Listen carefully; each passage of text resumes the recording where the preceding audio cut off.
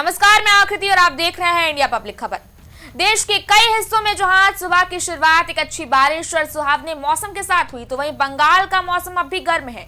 यहाँ बंगाल का सियासी पारा इस वक्त चढ़ा हुआ है। शायद ममता दीदी का बीपी भी हाई है, क्योंकि जिस हिसाब से सुबह से ही बंगाल की इस चुनावी जंग के नतीजों के रुझान सामने आ रहे हैं, उससे पूरे टीएमसी खेमे में हड़कंप मच गया है।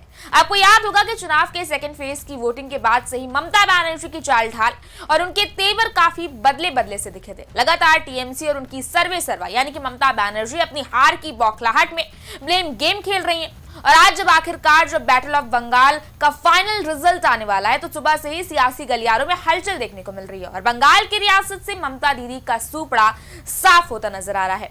अब बंगाल के सियासी गलियारों के इस गर्मी का असर अब यूपी के सियासी गलियों में भी साफ दिखने लगा है। दरअसल समाजवादी पार्टी के मुखिया और उत्तर प्रदेश के पूर्व मुख्यमंत्री अखिलेश यादव ने बीते दिन रविवार को एक प्रेस कॉन्फ्रेंस की थी। इस दौरान उन्होंने ईवीएम हैकिंग से लेकर पश्चिम बंगाल विधानसभा चुनाव के आने वाले रिजल्ट्स पर भी टिप्पणी की थी। हालांकि नतीजों से पहले ईवीएम हैकिंग को लेकर जिस तरह अखिलेश यादव ने बयान दिया, उससे उनकी बेचैनी साफ नजर आ रही है। उन्होंने चुनाव आयोग पर भी गंभीर आरोप लगाए।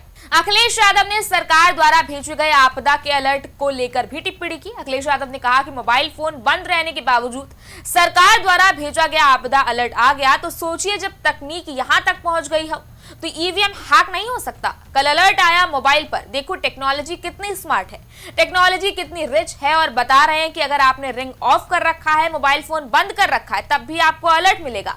मैं दावे के साथ कह सकता हूं। फिर आप बताइए, स्मार्ट मीटर में अगर बेईमानी हो सकती है तो ईवीएम में कैसे नहीं हो सकती है।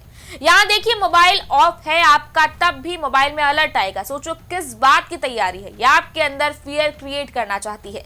बीजेपी फियर क्रिएट करके चुनाव लड़ना चाहती है। अखिलेश यादव ने कहा, हम सब ये जानते हैं कि इलेक्शन कमीशन एक न्यूट्रल बॉडी है, एक संवैधानिक बॉडी है। वो किसी के साथ भेदभाव नहीं करेगी, निष्पक्ष रह करके लोकतंत्र को मजबूत करेंगे। ऐसा हमारा और आप सबका मानना है। संवैधानिक तौर पर हम यही मानते हैं। लेकिन यूपी में जब रामपुर का चुनाव हुआ, उपचुनाव हुए, उपचुनाव के बाद एक चुनाव हुआ। अखिलेश यादव ने कहा, हमने आपने देखा कि किस तरीके से किनको प्रिसीडिंग अफसर बनाना है, किस अधिकारी को बूथ पर पोस्ट करना है, किस सिपाही को, किस इंस्पेक्टर को, किस एडिशनल एसपी को पोस्ट करना है, कौन पूरा चुनाव को देखेंगे। तो ये तो हम लोगों ने यूपी में देखा था।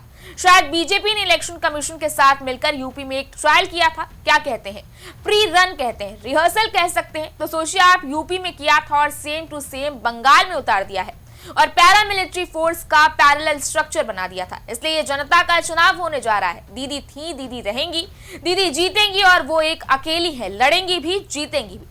बहरहाल इस वक्त हर तरफ सिर्फ एक ही सवाल गूंज रहा है, क्या इस बार पश्चिम बंगाल में कमल खिलेगा या फिर दीदी का दबदबा यूं ही बना रहेगा। बीजेपी बनर्जी की सरकार को हटा पाएगी या फिर एक बार फिर दीदी अपना जादू दिखाएंगी। खैर, फिलहाल तो सबकी निगाहें इस वक्त आज आने वाले नतीजों पर टिकी हैं। अब बंगाल में कौन खेला करेगा और किसका सूपड़ा साफ होगा, ये तो समय ही बताएगा। लेकिन इतना तो तय है कि अगर बीजेपी को इसी तरह बढ़त मिलती रही तो बंगाल से दीदी का खात्मा तय है।